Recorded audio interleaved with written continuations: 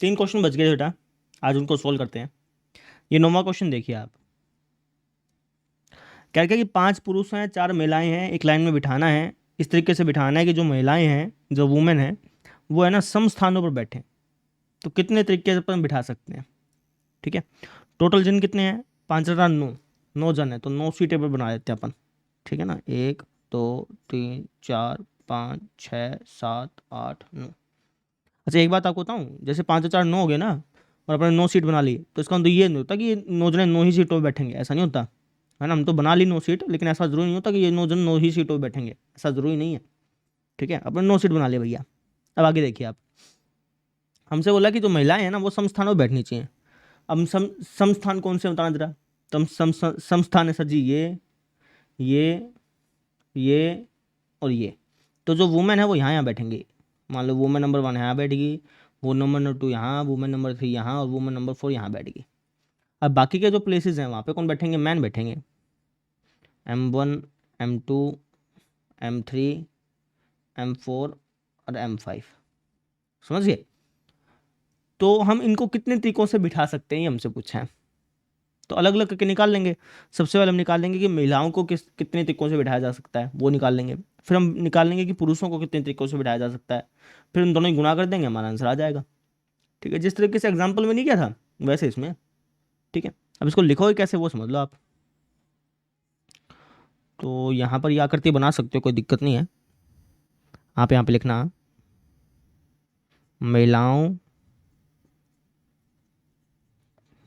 को सम स्थानों पर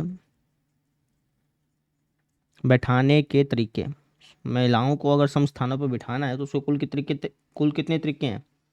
तो आप कहेंगे सर महिलाएं हैं हमारे पास 4, और महिलाओं को बिठाने के लिए जगह भी कितनी है? 4। तो अपन इतने तरीके से बिठा सकते हैं महिलाओं को। ठीक है ना, सीटिंग अरेंजमेंट वाले जो क्वेश्चन होता है उसमें परमुटेशन का यूज़ होता है बेटा, याद रख लीजिएगा इस चीज़ को। तो यहाँ पे परमुटेशन का यूज़ हुआ, तो ये हो जाएगा जी हमारे पास 4 फैक्टोरियल यानी कि 24। ठीक है, अब पुरुषों को बिठाना है। अगर महिलाएं जो हैं वो सम स्थानों पर बैठी हैं तो पुरुष कहाँ बैठेंगे? विषम स्थानों पर बैठेंगे। तो पुरुषों को विषम स्थानों पर बैठाने के तरीके। पुरुष हैं कितने? 5। सीट भी कितनी है पुरुषों के लिए? 5। 5 है ना, 1 2 3 4 5, 5 ही सीट है भाई। ठीक है, तो कितने तरीके हो गए? ये हो गए जी हमारे पास 5 फैक्टोरियल यानी कि 120। तो कुल विन्यासों की संख्या, कुल तरीकों की संख्या लिख लो चाहे। यहाँ पे विन्यास लिखा है तो इसलिए मैंने विन्यासों की संख्या लिख ली। कुल विन्यासों की संख्या कितनी आ जाएगी? इनकी गुणा कर देंगे बेटा, कर दो फिर गुणा। 24 गुणा 120, ये आपका आंसर आ जाएगा। इनकी गुणा कर लेना। ठीक है, गुणा करने पे आपका आंसर आएगा 2880। यानी कि हम 2880 तरीकों से इन 4 महिलाओं और इन 5 पुरुषों को इस तरीके से बिठा सकते हैं जिससे कि महिलाएं जो हैं वो समस्थान पर बैठें। हो गया, कितना सिंपल सा क्वेश्चन था, कोई इसमें दिक्कत है होनी नहीं चाहिए आपका। ठीक है, अब देखते हैं अगला क्वेश्चन। ये क्वेश्चन भी अच्छा भाई, समझने वाला। क्या क्या क्या देखो, क्या क्या भाई 25 विद्यार्थी हैं, उसमें से 10 को चुनना अपने ने। ठीक है, कहीं पार्टी पुर्टी करने जा रहे होंगे इसके लिए। ये जो 25 विद्यार्थी हैं ना, इसमें 3 विद्यार्थी ऐसे हैं जिन्होंने ये डिसीजन लिया कि भाई या तो वे तीनों के तीनों जाएंगे पार्टी में, है ना, टीम के अंदर तीनों के तीनों जाएंगे, या फिर उनमें से कोई भी नहीं जाएगा। समझ रहे हैं? 25 में से 3 विद्यार्थी ऐसे हैं, वो बोले कि भैया या तो अपन तीनों के तीनों जाएंगे, जो टीम बन रही है ना, जो भ्रमण दल के लिए टीम बन रही है, उस टीम में या तो अपन तीनों के तीनों जाएंगे या अपने में से कोई भी नहीं जाएगा।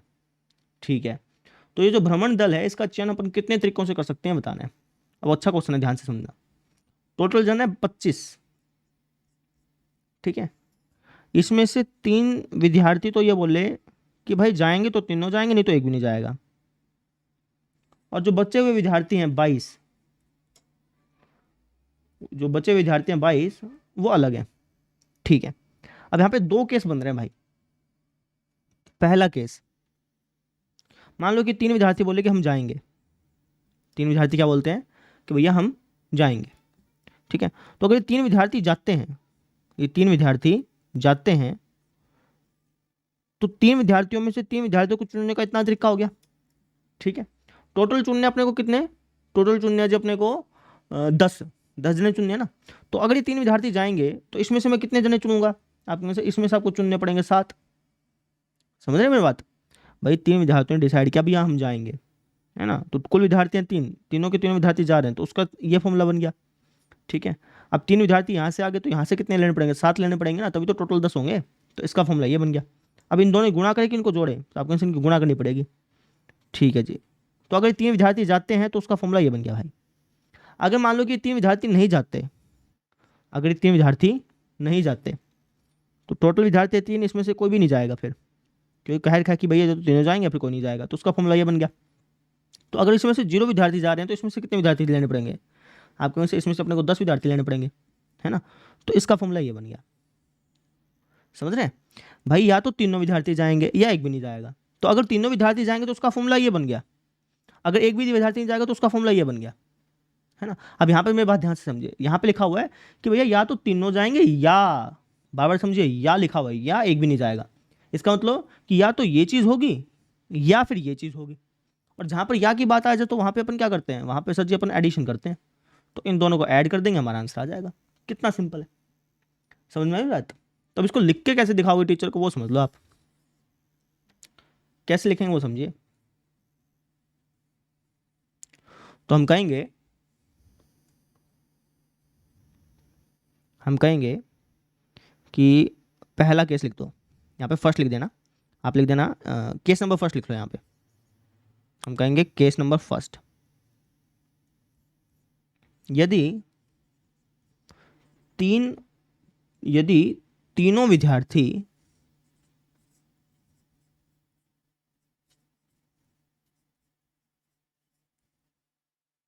भ्रमण दल में शामिल होते हैं, अगर तीनों विद्यार्थी भ्रमण दल में शामिल होते हैं तो फॉर्मूला क्या बन जाएगा, आपके सब फॉर्मूला बन जाएगा ये, है ना भाई। 3 में से तीनों सेलेक्ट हो गए और बचे हुए 7 इन 22 में से सिलेक्ट होंगे, तो उसका फॉर्मूला बन गया ये। ठीक है, केस 2,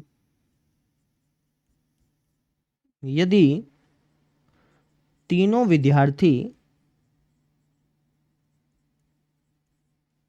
भ्रमण दल में शामिल नहीं होते हैं,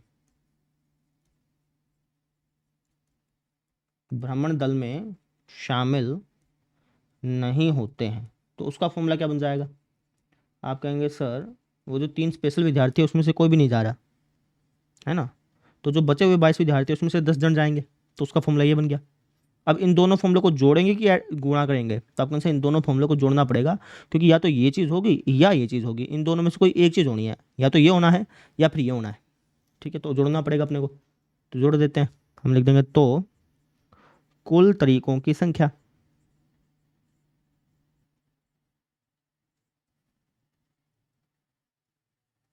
क्या हो जाएगा, ये हो जाएगा सर जी इन दोनों का एडिशन।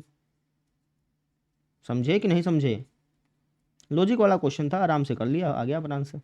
अब इसको आगे सोल्व करने की जरूरत नहीं है वैसे, अगर आपके टीचर फोर्स करें ना कि भैया सोल्व करो तो आप सोल्व कर देना, अदरवाइज आप इतना छोड़ करके आंसर लिख सकते हो, कोई दिक्कत नहीं होती इसमें। ठीक है, तो देखो बोर्ड बोर्ड तो है नहीं है, कोई बोर्ड क्लास हो, तो बोर्ड क्लास होती तब तो आप आगे सोल्व भी करते हैं, है ना। तो स्कूल के एग्जाम है तो आपके स्कूल के टीचर अगर आपको बोले कि भाई आगे सोल्व करो, तब तो आप आगे सोल्व कर लेना। अगर स्कूल के टीचर बोले कि भैया मत सोल्व करो, ठीक है कोई दिक्कत नहीं है, तो मत सोल्व करना। ठीक है, तो मैक्सिमम टीचर्स तो मना कर देते हैं कि भाई इतना कर लो कोई दिक्कत नहीं है। अगर आपके टीचर फोर्स करें भैया करो सोल्व, तो आप सोल्व कर देना, आपको आता तो है ही सोल्व करना। तो इस तरीके से हमने इस क्वेश्चन को सोल्व किया, मेन चीज़ थी ये सीखना, जो मैंने आपको सिखा दी। ठीक है, अब हम देखते हैं लास्ट क्वेश्चन। क्वेश्चन देख लो, ये भी आसान सा ही है। क्या लिखा कि एक शब्द है असेसिनेशन, इस शब्द के अक्षरों से आप कितने शब्द तैयार कर सकते हो जहाँ पर सारे के सारे एस जो हैं वो एक साथ रहें। ठीक है, इस टाइप का क्वेश्चन आप कर चुके हैं एग्जाम्पल में, है ना।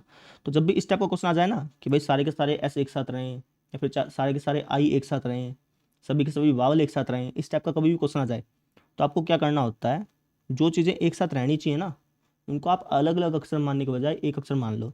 जैसे हमसे बोला है कि चारों के चारों एस एक साथ रहने चाहिए, तो इन चारों एसिस को अलग अलग अक्षर मानने के बजाय एक अक्षर मान लो। ठीक है, अब अक्षर कितने रह गए इसके अंदर, तो आपका आंसर 1 2 3 4 5 6 7 8 9, और इन चारों एस को मैंने एक अक्षर माना तो 10, तो अब अक्षर कितने रह गए, 10 अक्षर रह गए।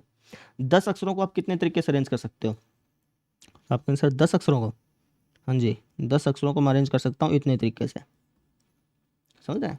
जिनको एक साथ रखना है ना उनको अलग अलग अक्षर मानने के बजाय एक अक्षर मान लो। तो ये जो 4 एस हैं इनको मैं 4 चीज़ मानने के बजाय एक चीज़ मान लूंगा।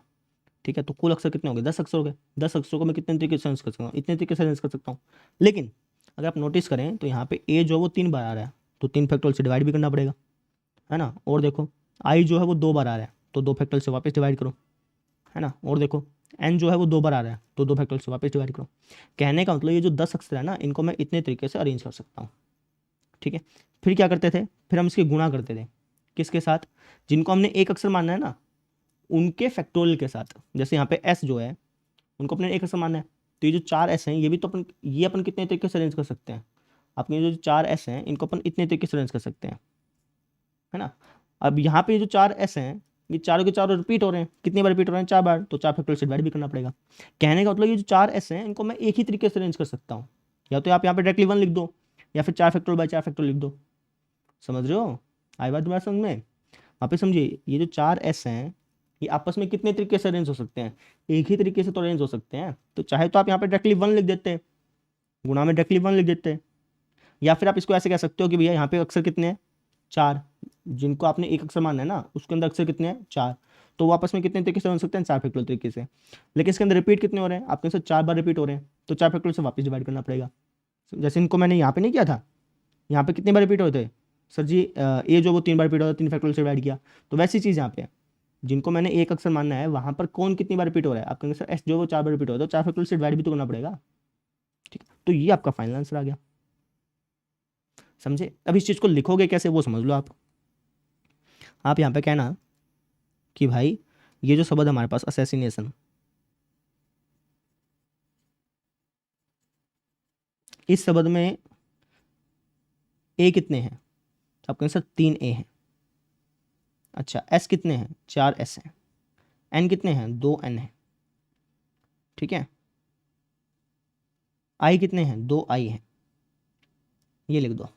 ठीक है, तो कुल शब्दों की संख्या जहां सभी एस एक साथ रहें, हम यही तो ऐसे शब्दों की संख्या बतानी थी ना कि जहां पर सभी एस एक साथ रहें, तो ऐसे शब्दों की संख्या कितनी हो जाएगी?